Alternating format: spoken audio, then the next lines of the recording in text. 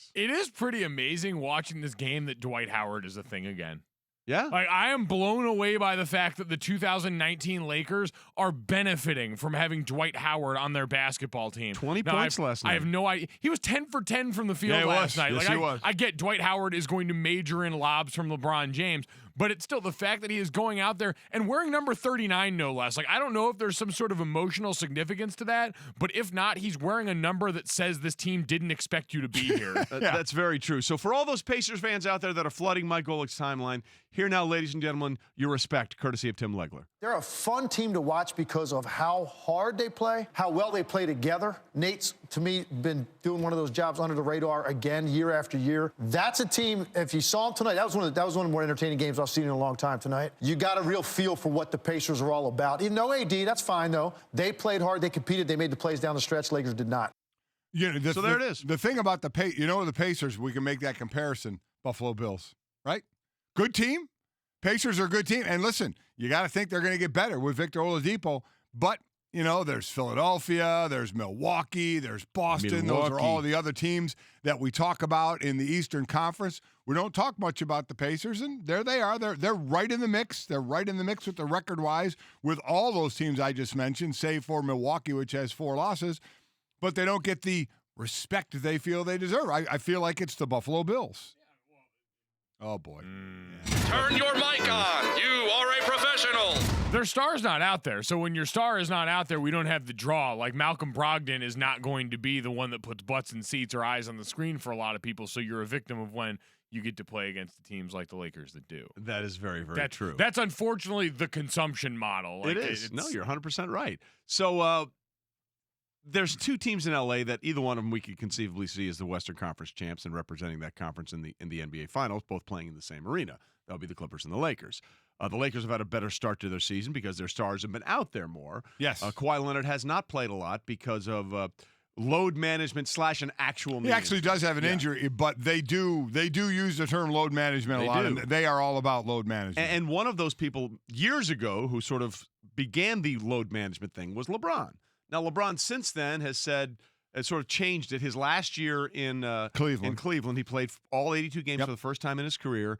And obviously, his season was derailed last year, his first year with the Lakers, with the injury suffered on Christmas Day.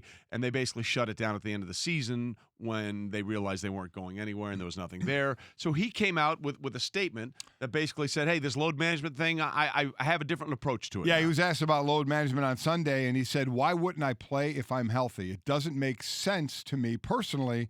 I mean, I don't know how many games I've left in my career. I don't know how many kids that may show up to a game that they're there to see me play. So that's his reasoning now. And you wonder how age, again, plays into that, coming to the end of the career and feels good playing and, kids if they're coming to see me. So he is going to play if he's healthy. And obviously, a lot of people thought, oh, well, you must be talking about Kawhi Leonard and the way the Clippers are handling things differently.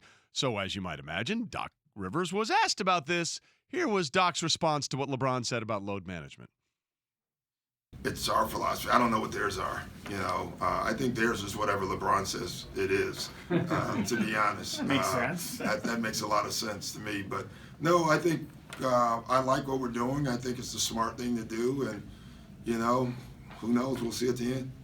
The Lakers' philosophy is whatever LeBron says. A little shot there. Tell you what, this is heads up by LeBron. Because you know what he's doing? He's capitalizing on a market deficiency right now. There is room for someone to come in and represent all of the things. Because in the LeBron-Jordan debate, Jordan gets all of the old guy credit, the more physical game, the era of basketball. He didn't miss games at all. He didn't miss games. And so now LeBron says, oh, wait, there's a market for that stuff now in today's NBA. I'm going to go and grab that. So now in these all-time debates, I start getting a little bit of love. Heads up play by him. He's playing, like you said, LeBron's chasing ghosts now. None of the guys on the court matter to LeBron. He's chasing ghosts, and this is how you hunt them. He said that a couple of years ago. I'm out there chasing ghosts. Yeah, Absolutely. he let us know, and now he's going out there and chasing them. It is interesting. I don't know what theirs are. I think theirs is whatever LeBron says it is, to be honest. It's interesting. You think Kawhi may have that same kind of power with the Clippers?